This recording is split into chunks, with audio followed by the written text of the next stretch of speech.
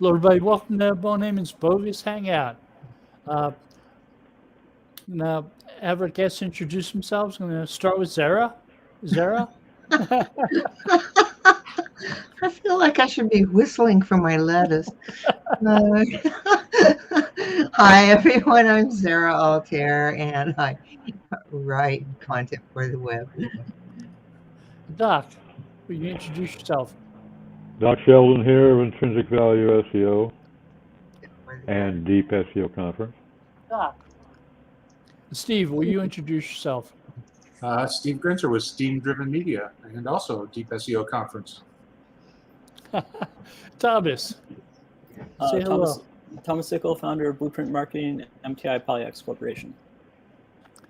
And I'm Bill Slawski of SEO by the Sea and Director of SEO Research at GoFish Digital. And we have Webmaster T join us.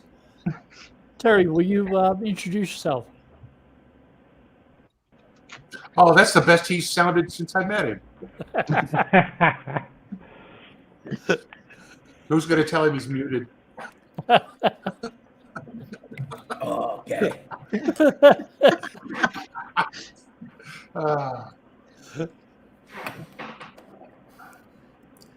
Terry, reintroduce yourself. You were muted. Oh, Terry Van Horn, Toronto, Ontario, retired.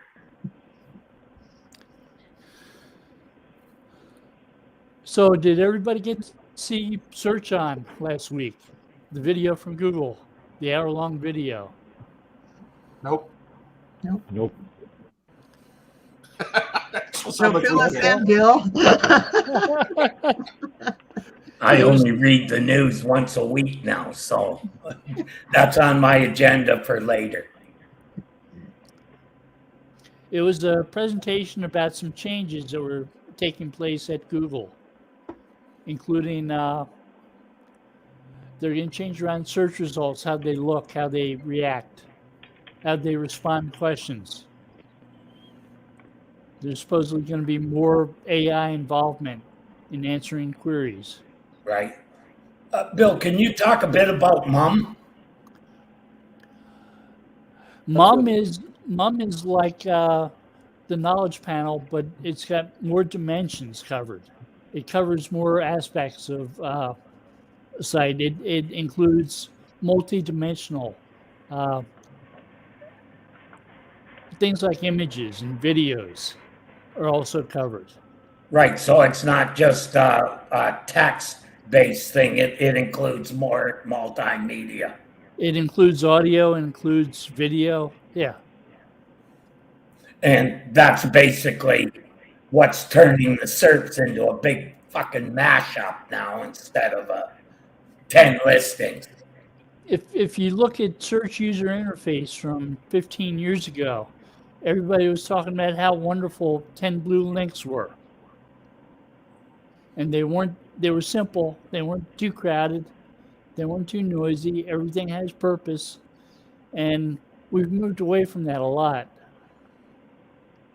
Real lot, yeah. All the filters and stuff MUM's supposed to provide. We've got knowledge panels, we've got related entities, we've got people also ask related questions. There's a lot more images or a lot more video. There's a lot more metadata. Oh, there's definite. You can see there's a definite goal towards keeping you on Google more and more. Like, Yeah. Well, it used to be that if you would try a search at Yahoo, you would see a lot of colors, a lot of pictures. And you try the same search at Google, you'd see lots of blue links. And they wouldn't have as much diversity of results. You could tell that one started out life as a portal and the other started out life as a search engine. Yeah. So Google has been adding lots of stuff to search results. It's not just stars that increase the number of times people click on your search results. They're including lots of examples of queries. which to some degree are to help people learn how to search better. Well, pretty soon you're going to be able to shop right on Google too. There have been increasing numbers of ads in things like knowledge panels, where they're not having people advertise based on different phrases and terms, but how they want to interact with entities. They want to buy tickets, if they want to listen to them, if they want to stream music from them. Yeah. One of the features that I wondered how the hell they could do it is telling you if there's inventory on that the store has inventory. How the hell do they know that? G10s. How? No. There's a device that actually will tell the search engine what's being scanned at checkout. It's part of the point of service system, where people check out, cash out, buy things. So, but for inventory, wouldn't How you do just they use know how your much current inventory? API? They know how much is bought. How do they know how much the store bought? Right. How do they know how much is left in the store? You Right. have to, How do they know that? The store's got to share that information with them. structured data, right? I So- figured it was as simple as in order to list a product in the product feed, does it not have to be in inventory, Steve? I don't see how they could confirm that unless you could rig the AI. to Well, that's say- why I said if they use the assumption that everything in the Google product feed has to be in inventory, then they can make a statement like that and place those ads like that. There are a lot of stores that are sharing inventory information on the sites, on their websites. If you Yeah. try to buy home goods from Lowe's or Home Depot, I or know something stores like that would have no part of that.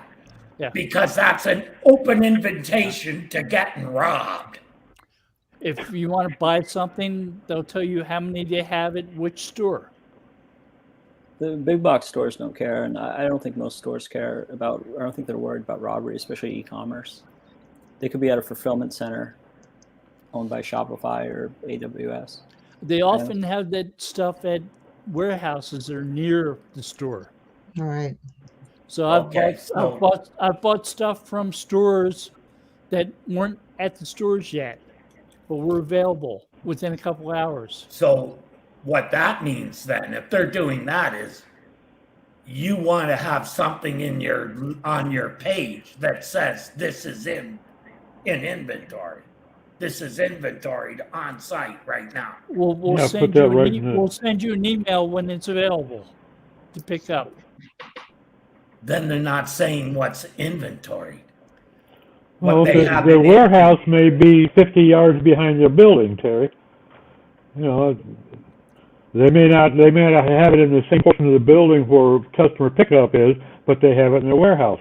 Takes Yeah, some I time for a picker to understood. go back and get it, you know. Yeah, from the article, I understood it to be that they added this so that people who wanted to investigate or research products online could go directly to the store that day and buy it. That's the way it's seen.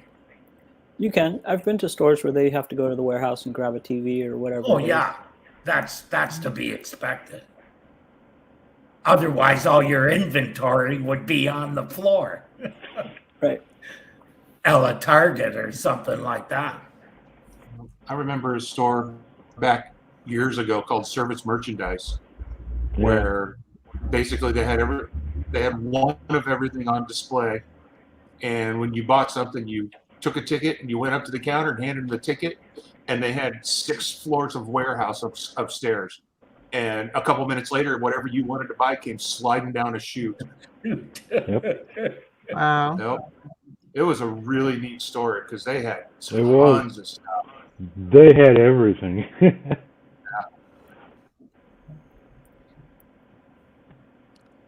I've been to Walmart's seen like that too. Yeah, I Not think that's lately. a popular way for Not big lately, box yeah. stores to operate. No? A lot of the stores shelf People are getting really good at making the shelves look full when they're anything but. Yeah. They've gotten real good at product placement on the shelves. They spread everything out just a little bit because there's, I mean, you don't want to call it shortages, but there's just so much stuff that hasn't been unloaded from the trucks yet or delivered by truck because everybody's so short staffed. It's wild to watch. Yeah. I know Best Buy puts whether it's in store or just available online. Yeah. Stuff just available online. So that's a good example of how I think they'll use the inventory system, because if you're going to go pick something up that day or order it that day, you'll want to know that it's in stock. In places like Lowe's and Home Depot, Yep. will tell you how many are available at the store for pickup. Oh, really? But Okay.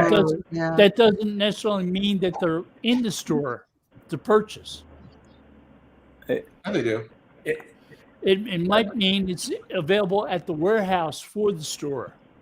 Some guy walks out with your ticket and goes and grabs it.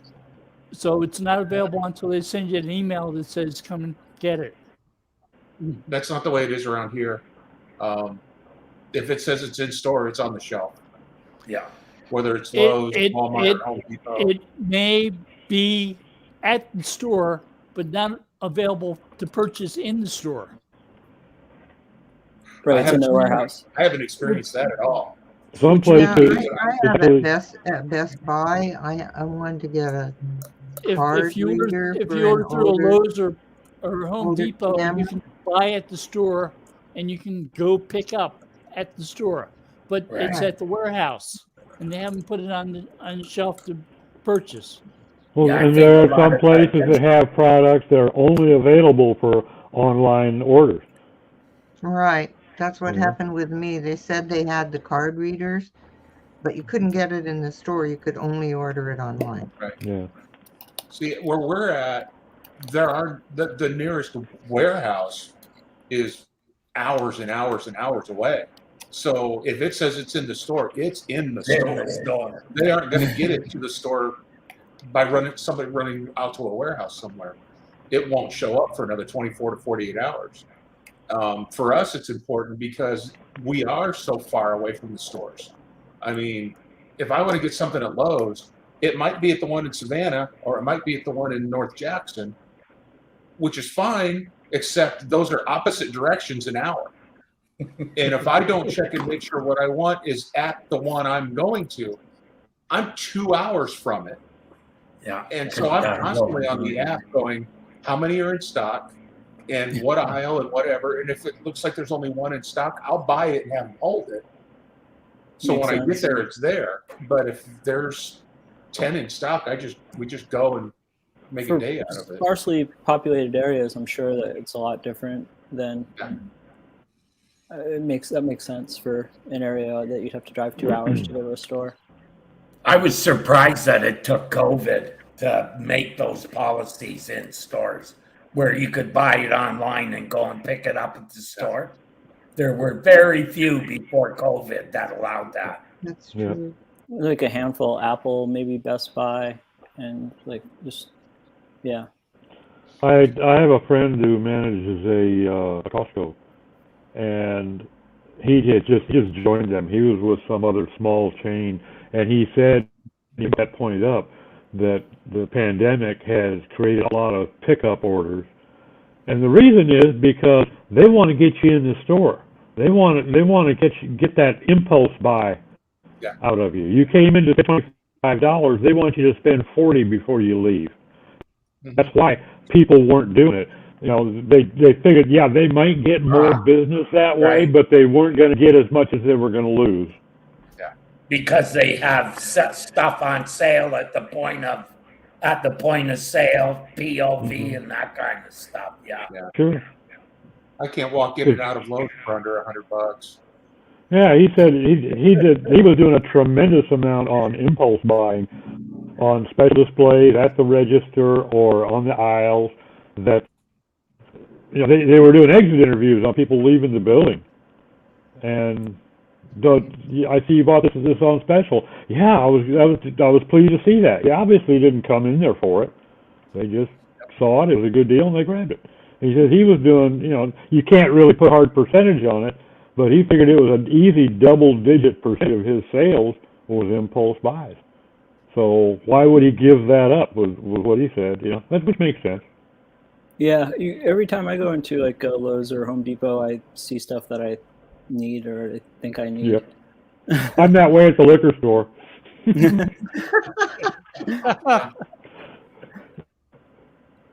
But I need to go get another cart. I need another cart. I was at Costco with my fiance, and that was we went there 3 times in 2 weeks, and I don't think we left without an $800 bill. It was obscene, but you got a lot of stuff that you think you need. We're that way with Lowe's. We walk into Lowe's. If I go in alone, half the people in there ask me how my wife's doing. That's how often we're in there. It's like, oh, I haven't seen your wife. What's going on? It's like, geez, I didn't realize we were here that much.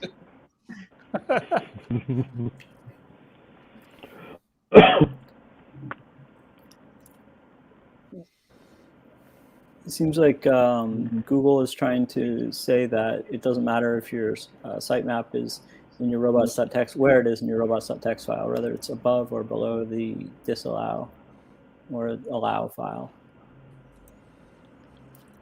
And there's a new graph built, shopping graph. What do you think that is? I thought of Amazon when I heard that. Amazon's product graph. Google had a knowledge graph. Amazon came out with the product graph, and immediately, all of a sudden, Google comes out with the shopping graph. What do they call it now? Shoppy or something like that? It's a shopping graph. Oh, it's just shopping. That's all they called it. They didn't go too far away from anything else. Yeah, Shoppable. it's being launched in the next couple of weeks. That'll be cool for e-commerce. I think that'll. Again, I think that's product feeds. Yeah. Something they can attach and add to. Yeah, most likely we'll see how it works, but from what I can see of the mock-ups of it, it might be helpful. Who knows? When Google came out with the patent, it said they would pay more attention to categories in product feeds to help determine search results. Oh, that's.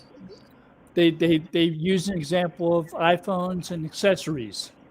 So you search for an iPhone accessory, and the results won't show any offers of iPhones. They'll only show accessories like chargers and other covers, other things that are accessories for iPhones. And they're determining that from product feed information. Yeah, that makes sense. The category. Are they gonna have, like Amazon, if we used Amazon as an example, Amazon, when you see the product, below that it says people who bought this and this and this, and and then it tells you what the total purchase would be if you bought all 3 of those, whatever they are. It's a recommendation system. No, Google doesn't have that right now. Yet. Don't know that they're going to add it. Most stores do that because they have their own products that they want related. Mm-hmm. You can use Google Lens with has mom in it, so you can just hover it over the object and have it search for that, whether it be a word or an actual physical object. It's got object recognition built into it. Yeah, that's pretty cool. And it's been getting better at doing things like identifying plants. So it can tell you what type of plant it is, whether it's like a fern or a ficus or something. You take a picture of it, yes, it can. It's gotten much better at that in the past year or so. That's pretty cool. I mean, there were programs that did that, but I tried using Lens, and it was doing as good a job as the programs that do it. Wow, that are just built for plants. Yeah, that's amazing. Cornell Bird Labs has one for birds. can do bird ID by the photo, but they also have bird song. I haven't figured out how to do the bird song part, but they do actually have, you can identify the bird by the bird song. Shazam for bird songs. Yeah. Who has that making that strange noise in the tree? So Google might be able to do that someday soon. They've gotten a lot better at the Shazam stuff themselves. Yeah, think about how much data they have to play with. I mean, I was going to say they do a pretty good job on YouTube of banning or taking over videos, and with people including music in them. I would think that'd be something they're really good at.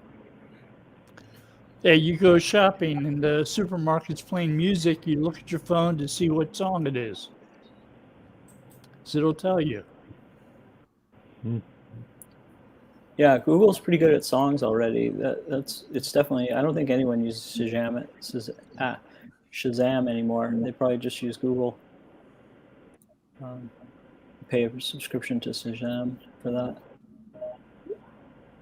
Yeah, it's impressive. And I've been looking at captions in videos, and they've been getting a lot better at those. They still get some things wrong, like place names and product names, but most of it's right. A lot of uncommon words are Yeah, still. their closed captioning on YouTube has improved dramatically from boy. 3 Yep. years ago. It used to be just a joke. It wasn't even editable. It was faster to do it from scratch by hand. But now, I've gone through some transcripts and had to make just 1 or 2 changes in the whole thing. And you could usually attribute that to fast pronunciation or accent or something. So they're really pretty darn good now. So the transcripts were editable, and you could change them and correct them. Yeah, no, but I mean, but it wasn't editable because it was just so screwed up, it didn't make sense. It was better to just erase it and do it from scratch. Right. 5 or 6 years ago, I went through about 600 videos to see how many were correct, and I came across one that was good. And it was a Barack Obama State of the Union address. Wow. Someone's gone through and fixed it. Somebody fixed it. Yeah. Yeah. It's saying that you can now with WooCommerce list your products through their shopping image system. So it'll actually try to identify each product with AI. That's pretty interesting. You're carrying TVs and things like that. Or you can just, I think the Merchant Center, send a feed and it'll populate it that way. You can turn on the image recognition in Chrome. And if you're going through websites, it'll use image recognition to identify images in alt text for images. So if a site doesn't have them, it can still give you good ones. Yeah, it's gotten very good at that. I wonder if they'll start letting videos like Wistia actually succeed, where they can actually show up under, regular SERPs instead of just YouTube. Probably not, but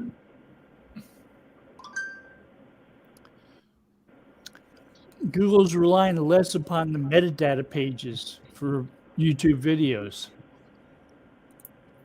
yeah, no, yeah, they have their own algorithm that figures out everything about them.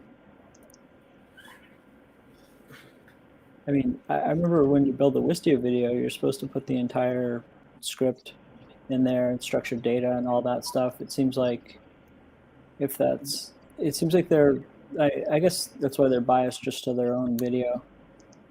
Some parts of videos you can't use transcripts to understand what's going on, like Fast and the Furious. You want a car race. Yeah. There's nothing that'll tell you it's a car race. Vroom. Something like that. Yeah. You're exactly right. Like it definitely won't. Yeah. So Mom is coming out. When should we expect to see it? Couple of weeks. It's a lot sooner than I thought. I think it's already in the search to a small extent. They did one vaccination Yeah. where they were coming up with different names for different vaccinations. They could even show with a high degree of accuracy where what pharmacy or location carried the second vaccine. When I had to get my second Moderna shot, I used their system, and it showed me what places actually had the second shot for the same vaccine that I had, which is a pretty good inventory pull.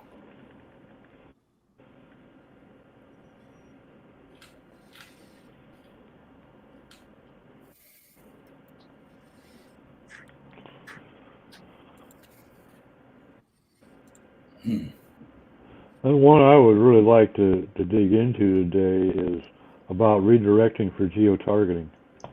I talked about that earlier today. So this is what I think. I can say something real quick on that. I think they're talking about just like a solid like 301, 302 redirect. Obviously, if you're redirecting, if you're geo-targeting Germany, let's say, with German content or English content, whatever, you would just use hreflang, right? You would not redirect the bot away from the correct URL, or it wouldn't be able to index it correctly. Well, I think That's the fix. What causes it? What causes it is using a redirect. Say, for instance, if you have English, German, and Spanish site, and when a person comes from Spain, you redirect them to the Spanish site, right? Not using hreflang or anything like that, using a 301 redirect, or internally just taking them to the Spanish site, even if they've clicked on the English. But you can have browser-based detection that will actually pick up on the language that the browser is being used. And the important thing is, if the Googlebot is coming from the same place. So if Googlebot is in Germany and it's a German site, and you're redirecting it, that screws it up. Yeah, that makes sense. I've always been under the philosophy of never redirect on multilingual, multinational sites, because if you can use browser-based, if they can pick up your browser's language and attach to the correct language that way, or they send you to the X page where it gives you a list of languages, that's pretty good. Without a 301 or a 302. Well, also, a lot of people do it by country, and that's just Let's go stupid. grab a glass of water. And why don't you go wash your hands? Sorry. Well, That was shut up, Google. Too many automated devices that want to talk to you. Yeah, I definitely agree with, like, I building some sites that are like have to do with a lot of countries. I've never built in redirects. There's always an option on the plugins or the tools that have them to force a redirect. It seems like more hreflang, kind of localization, but the big one is browser recognition. Because if you're Well, I think the problem, Thomas, arises a lot of times with e-coms that are in different countries, because there are some products that you can offer in these countries, but they're illegal in this country. Yep. Okay? Big time. So if they come from one of these countries, you can't show them this stuff. It's illegal. Yeah. In that scenario, you would have to send them to the X page, right? Yeah, then you would have to have them probably have a pop-up to allow their geolocation, and explain why. People are going to try to overcome it, but at least you're legally covering your bases. Yeah. But that's why a lot of e-coms will do that, because sometimes there's a prohibition against some of their products in a particular area, so And they have to block it's people not out. It's not necessarily just country based. Sometimes Right. No. it's date based. Yeah, very true. Like I'm banned from buying certain things at Amazon because I'm in California. Mm. So I can't Yep. buy certain shower heads and put too much water through them. Yep. It could be the companies don't want to pay the VAT to California too. They want the taxpayers to do No, it. there's usually like a Proposition 65 that says you're not allowed to buy this in California. Yep. Wow. There's a lot of there's some new cars that are coming out that you can't buy in California now because of that. Dodge Hellcat or something with 1,500 No, horsepower. not even that. I mean, not even fancy cars. I mean, just generic cars. That's Yeah, strange. pretty soon you'll have to have an EV or nothing in California. Pretty much. And then be they're a vegan. problems with their power grid. You gotta be an EV driving vegan. EV driving vegan. And preferably identifying as a different gender than what you were born with. Or at least post that out there for everyone to see. Yeah. We started, I've got a couple of clients that are manufacturers that sell on their own website and sell on Amazon. And we started adding a "How did you hear about us?" addition to our dropdown and added Amazon to that list. And are shocked at how many people discover them on Amazon but order from their website. You get better deals on the website most of the time. Oh, that's cool. A lot of people are doing that. Don't buy on Amazon anymore. They're so fed up with the commingling and the return product that is sold as new, or even the empty boxes. And as we know, the products that never deliver because they don't vet their suppliers, and you end up having to cancel the order and get a refund. I bought a OLED TV and took it out of the box, and the thing looked fine, perfect. It was perfectly wrapped. Got it out, hooked it up. It was just a red bunch of lights all cracked to making them come. And the fight that I had to have with them to make them believe that I didn't smash it as soon as I opened the box was unbelievable. It made me very wary of ordering from that. I only buy TVs from the local Best Buy now. I drive an hour. I buy a TV. They take it out of the box, power it up, make sure it's perfect, put it back in the box, and send you home with it. But they're not going to tell you that you smashed it if you brought it back. Probably, even if it's a long drive. That's why Best Buy does this. Because we just bought an 80-inch for the basement, and they took it out, assembled it, made sure it worked flawlessly, put it all back in the box, and said, "There you go. It worked when it left here. If you come back and it's got where you've got thumbprints where you can damage these screens just by squeezing them and picking them up." Yeah. Oh yeah. They'll know. They know, and they also know that it was good when it. You don't want to go home and find out it doesn't work because that happens. I'll say something about Best For Buy. you, it's a 3-hour drive back. Yeah, my Best Buy is 15 minutes away. But my mother got an OLED TV that had banding where the back basically show different color. You can see planes, you can notice it. It's pretty annoying. But they said, hey, keep the TV. We'll order another one. We know it's back ordered, and then we'll just replace it. There was no, with Amazon, they're like, when did you break it? I'm like, I did not. It came broken. And they're like, are you sure you didn't smash it? I'm like, why would I buy something and smash it? Come on, guys. I do that all the time. It's not like I have a history of them returning smashed stuff either. I've never. They seem to be very centered in on you took a baseball bat to this thing or something. I think I've had one return to Amazon in the last 3 or 4 years, and that was simply because I bought the wrong product. I bought the one that said it was for mine, except it didn't have the little 2 letters at the end, which are completely different, make it a whole completely different thing. Yeah. And it's like, oh my God. And I had to pay for shipping to ship it back. But that was still better than the $300 for the piece anyway. But now those had been on back order for 2 years. And I saw they were available. I didn't care where I got them from. I just ordered them as soon as I saw them. And then they were the wrong ones. It's like, oh, come on. I get everything shipped, and I can see the Best Buy store from my window. That's convenient, yeah. That explains. Well, if they have free shipping, might as well take advantage of it. I can see mine on Google Maps. No.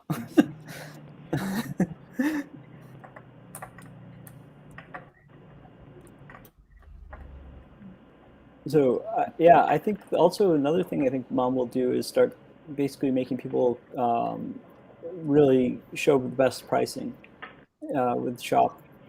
I think that will be a big help. You know, if you're buying, it's basically kind of works the same way. It can be smaller companies reselling, let's say TVs, right? And if somebody's selling it for $100 more than the other companies that are reliable and trusted, then I don't see why anyone would pay the higher price. I can't remember working on an e-commerce site where we didn't have the message. If you find a better price, let us know and we'll match it. Yeah. There you go. I actually work with some manufacturers that are also e-commerce, and they're kind of the mindset, well, if someone's going to buy it from another site, they had to buy it from us anyway. So, you know, there are some companies that resell their products without necessarily like licensing permission, but they buy tons of product and stock the shelves. They should probably set something up that's a little bit more solid, but at the same time, they did have to buy the product because they're also the manufacturer. It's like the gray market watches. Yeah, you don't want someone else representing your brand incorrectly and giving bad customer service that gives a bad taste in the mouth to the purchasers who are buying your blue widget, for instance. Your brand's blue Most widget. brands have map prices that you can't, if you go below them, they can take away your right to sell the product. Yeah. That's been an issue with two e-commerce sites that I worked with. They went below the map price? Couldn't go below it.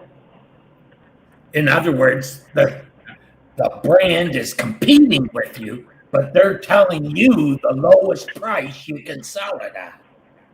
Right. Which is utter bullshit. I mean, I guess it's to prevent ridiculous markups. To prevent people from buying it from the people that they're selling it to. Yeah. Given your choice between buying it from the brand or buying it from someone who's a distributor for the brand, who are you going to buy it from if the prices are exactly the same? The brand, if the prices are the same. But if they're not, then... And one guitar company even made it so only one store, one company on the web could sell their products. That's Rolex. You can't even sell Rolex online. Nope. There you go. Not allowed. Like Gibson, by the way. Gibson guitars are like that. Yeah, there's a lot of Hermes used to be like that, and now you can buy them. I think you can buy them online now. But no, you're exactly right. Like those are mostly pretty coveted or very unique brands that want to keep their uniqueness. I remember Macintosh amps. Or they want to keep the big companies in business, like Guitar Center, which every time a company started to compete against them, they just buy them. That's not a bad deal for that company. Is it really? Well, if you really wanted to be in that business and you couldn't compete, you have to sell to them. You just keep making them until you're bigger than them. No, I just think I'm it's joking. a piss poor way No, to do it. I understand. Yeah, no, but it's nicer than driving you out of business to buy you. I don't know what price they're paying, but yeah. Guitar Center is a nice company, and I've never had any problems with them, but I've never gone up against them and tried to sell guitars against them. Well, part of the reason that they do that is the service that you get out of Guitar Center. They would always charge a ton of money for they charge more for sure in the store, even compared to what they charge online. Yeah, they charge more in the store than online. I bought a Gleafin NVMe drive because there used to be one right below where I lived, and it was 25% more almost than what it was on every other site. And I was like, this would be convenient, but will you guys match this price? Nope. Thanks. You just order it. But everything. And then they're trying to tell me how the brand's so great. I'm like, but this is the same Same thing, same hard drive. You're like, yeah, but you can have it now. But yeah. So, Steve, what did you think about when you saw that Google says all directories are, they ignore them, they don't count them, that they're spam? It made me glad we sold all of our directories 8 years ago. Yeah. Thanks for selling those to me, by the way. You're No, I'm welcome. just kidding. We got a great deal. No, I think this also lends a little more credence to the links having less and less value.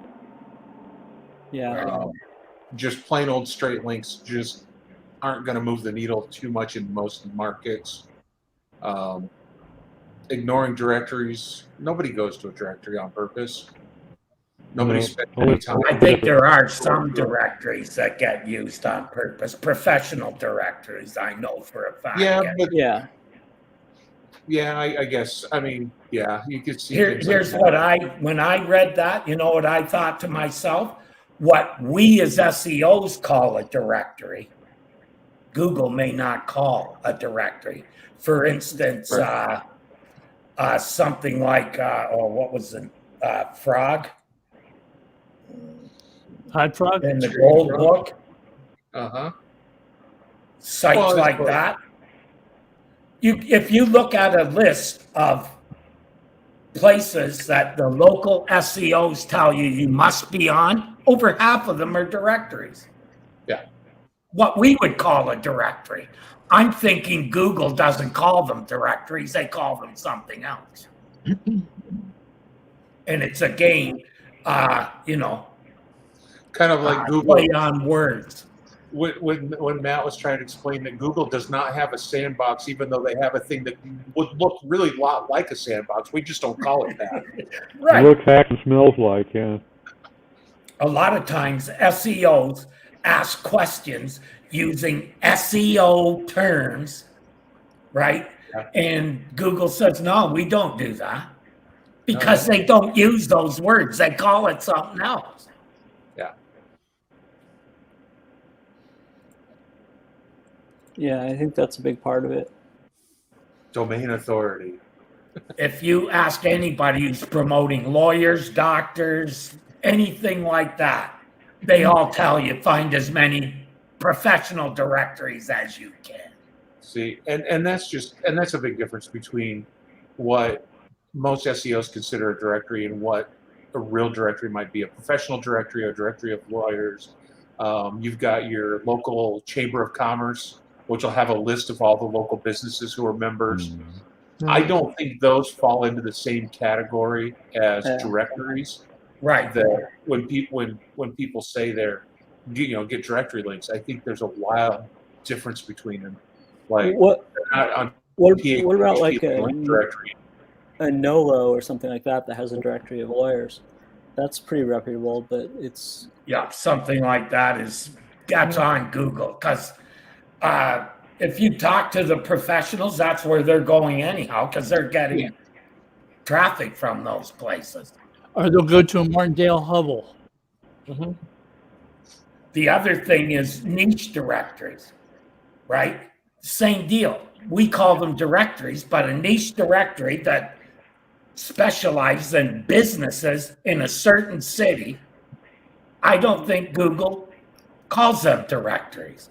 What they call a directory is when you've got everything under the sun in multiple countries and no real targeting about it and no real review of every single niche and category and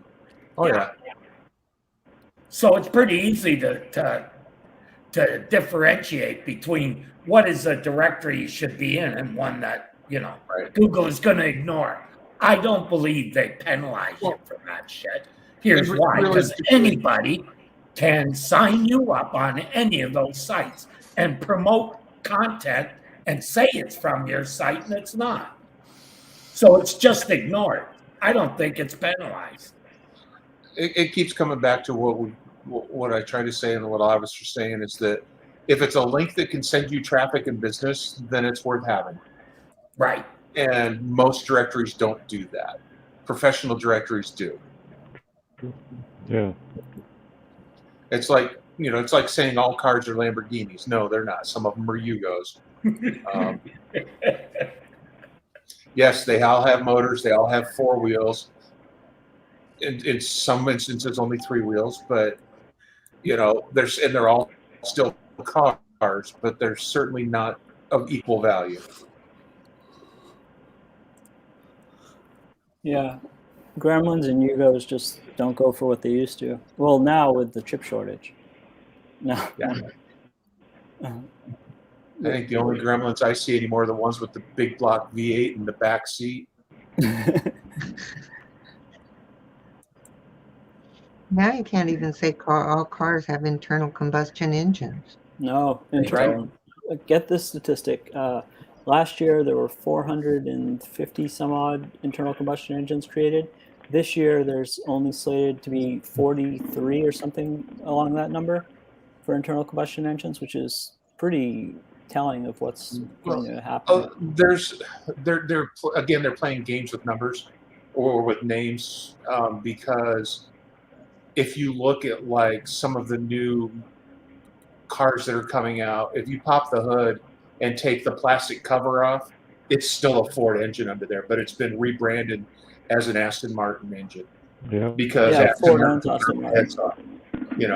It's like it's a Ford block, Ford internals, Ford running gear, but Aston Martin heads and intake.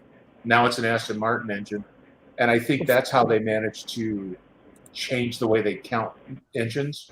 No, this was like looking at all internal combustion engines, like for diesel, farm equipment, motor industry, cars, everything, and how many new ones were going to be created. Because like the biggest breakthrough recently is that you can use high-powered turbos to make a 4-cylinder engine have as much power as the old V6s or V8s. There's very few V8s now, but then this is like a new designs. So like they're not coming up with not putting the money into new designs. They're going for battery. Oh, for sure. Most of them have said they'll be out of that business by 30-35.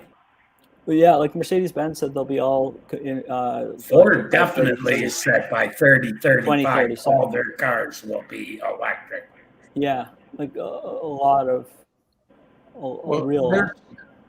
There's going to be some issues coming down the pike with the all electric, because one of my biggest questions has always been with the electric trucks. That's great. You get 240 miles or 320 miles or whatever. How many miles do you get fully loaded with a fully loaded trailer? Right. We're finally starting to get world numbers for that.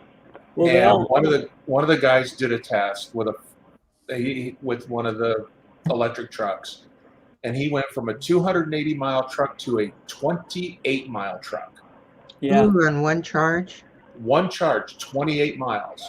Just like gasoline, they lie like crazy when it comes to EV. And that was because of the load, Steve? Yep. Affected it that much? Yep. When you put what the truck was rated for, no more, just what the truck was max rated gross vehicle weight was, they went all the way down to 28-mile range. I can't run anywhere. You can't go to the next. You could barely get down your driveway on 20 miles. 14 miles did not get me to the co-op. I couldn't even get to the co-op to buy feed and back. Well, I mean, I could get there and I might get back, but I'll be on zero. An electric and now motor. You add that to the load to the power grid. Everybody keeps forgetting that this is not.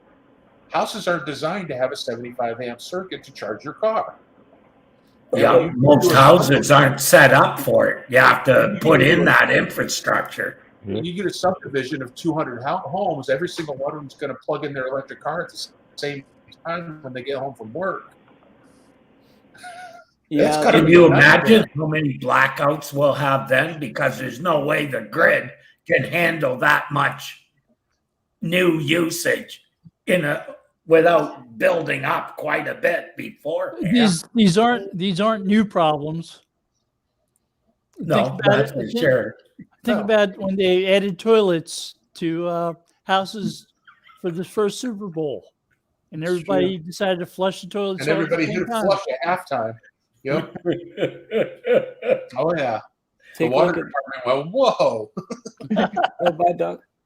take a look at this when a car and driver says you're right. Ford electric F-150 drastically reduced range with towing and full load.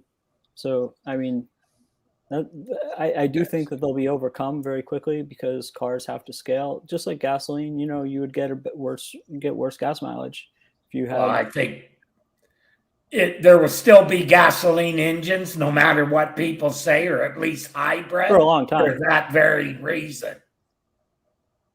Yeah. Like I don't know. I think that if electric cars become the new normal and they can charge them quick enough and actually, populate them as but if you're towing a load and you only get 28 miles out of your charge, that's terrible. Yeah, it doesn't work. That won't work. There'd have to be places where you could amp up by every corner. Where are you going to find a charging station where you can pull in with a trailer? Yep. Yeah. I mean, that too. You're going to have to unhook, leave your trailer somewhere, go charge, come back, rehook. I saw a picture not too long ago of a line of cars waiting for the only charging station somewhere in Colorado up in the ski areas. And there was a line of like 12 cars waiting to charge. And it's like, the guy in the back, they were interviewing him. He's like, yeah, it's going to be 8 hours before I even get a chance to pull my car up to charge it. Enough to go somewhere else. Well, hey, there is a solution. A larger battery pack that's only $10,000. Well, yeah. Well, I was in the process of restoring a 65 Chevy, and that was one of the things we were looking at doing was a 2-layer battery pack. Since I've got the full 8-foot truck bed, do a battery pack. Add a pack to it. And then just put another pack and go from a 200-mile range to a 400-mile range and all that. But then we started looking at all the issues with cooling between the battery packs, and it just got to the point where it's like, it's just not worth it. I'll say one, cool. Electric motors have so much torque and they're so reliable. I've been around them most of my life, and they run very hot though. They do, but they are so reliable. I mean, there's so much less to go wrong. Well, then you want to come fix my generator that just failed? You have an electric generator? The gas motor that powers the electric generator still runs great. There's just no power coming out of the electric generator now. I can't speak to that part, but I know, like, as a whole, like, you can in factories we can expect to get almost a 75-year life period out of like Reliance electric motors and things like that. If you're running them consistently. I realize like a car is constantly on and off the gas, or I guess the electric now, the battery now. But I believe that, I think that they'll run much longer when built properly than an internal combustion engine with thousands of internal parts. And my wife wants me to fix our generator until I pointed out to her that the hour meter on it somewhere north of 4,000 hours. Oh, wow. Have we really put that many hours on the generator? It's like, well, yeah.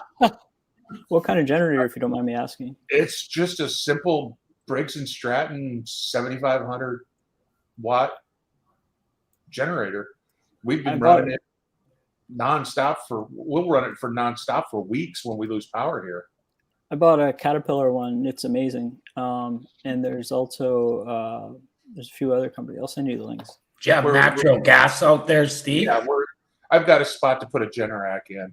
I was gonna say that my brother put one in at a company he worked for, and they work really good. Now, when we built the house, we essentially left a concrete pad and a stub out in the gas line to put a generator back there. Or Cummins, that's another good company for generators. But I haven't tried Generac yet, but it's good to know.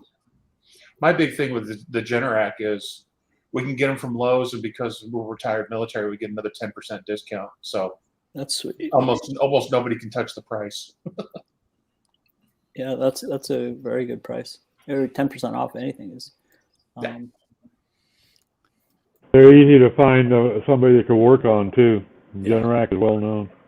Yeah, exactly. There's a lot. It's funny because there's only one Generac dealer in the area, and I could call him and have him install it. or I can go to Lowe's and pay Lowe's and get a 10% discount, and they will have him install it. So you see the same Duh. guy no matter what. It's like, yep, I'm sorry, man, but I got to do it to you. And he's like, no, I get it. You're talking about standby generators, right? Like Yeah. Very large. Yep, something that'll power the whole house. Do you lose electricity that often out there, Steve? We lose electricity. I mean, we lose electricity probably 3 or 4 times a year. But when it's out, it could be out for a week. And you guys are because there's complaining. no population around you, you're low on the priority list. Well, not only that, we also live in this little tiny circle that's still managed by a local utility provider.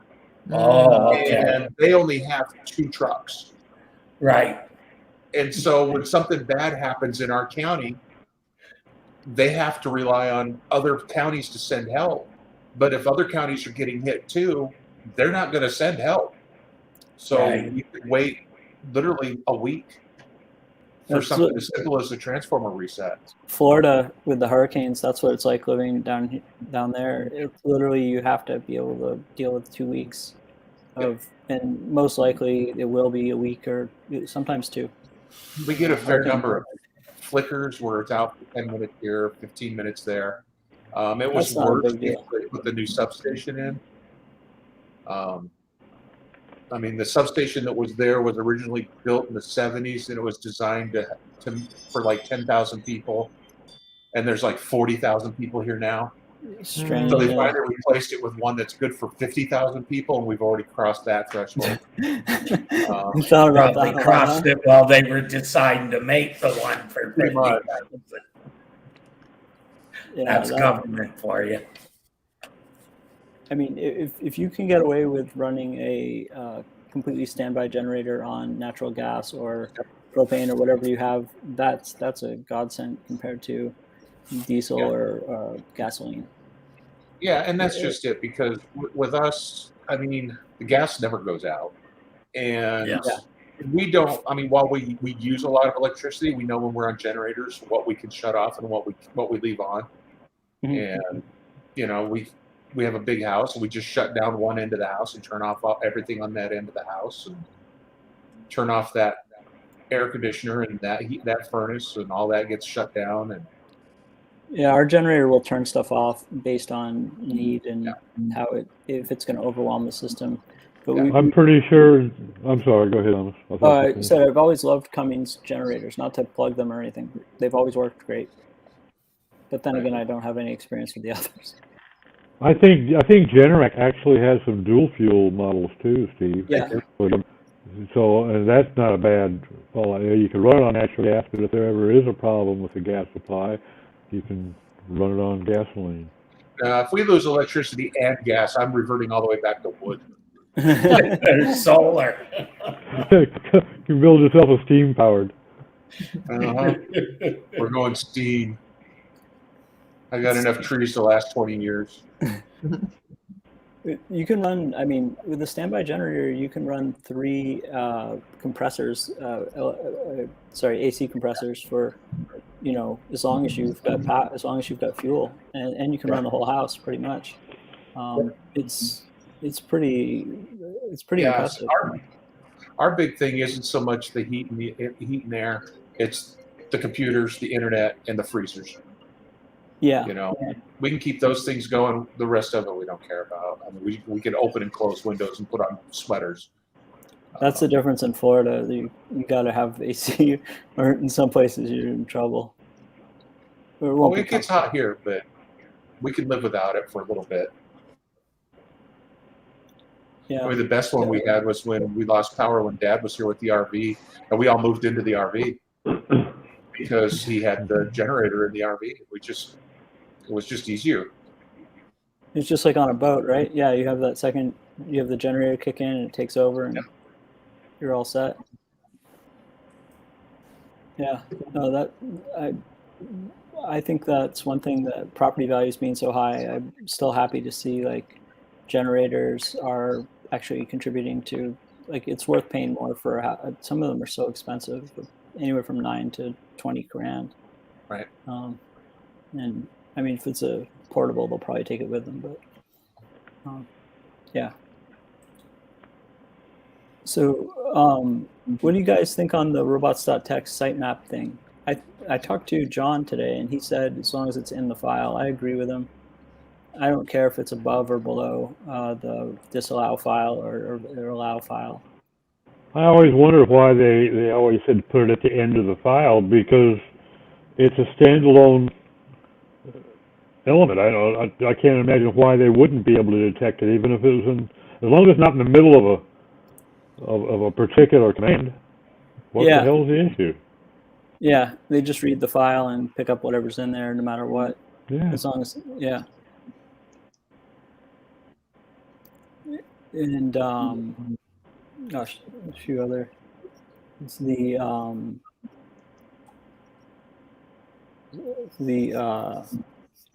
well, query interpretation. That's interesting. What was talked about, Terry, where you're talking about like holidays and season-based query interpretation makes a lot of sense. If people are doing Christmas in July or whatever, but and why Valentine's, all that stuff makes a lot of sense to the industry, and how there'll be more user intent categories, or and that makes sense. There are people that shop the web looking for they won't buy without a coupon, things like that. They have to get a deal in order to purchase anything. I don't know what intent you'd call them, but I guess best price. Same intent as most people. Yeah, want the best price. You shop online. You shop to save money. You don't shop to spend money. Of course. Yeah. Right. Yeah. No, absolutely. And like one of the cool things SEMrush was doing on Twitter was allowing you to put your domain and seeing where people went right after. A lot of e-commerce companies, they were going to coupon stores, which makes sense. They see the price, and then they get to the checkout, and they see add coupon, and they start Googling the coupon.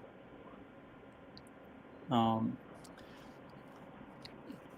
we're at the top of the hour. Yeah. Have to call it a day. Thank you, everybody, for joining us. Take care. Thank you, everyone.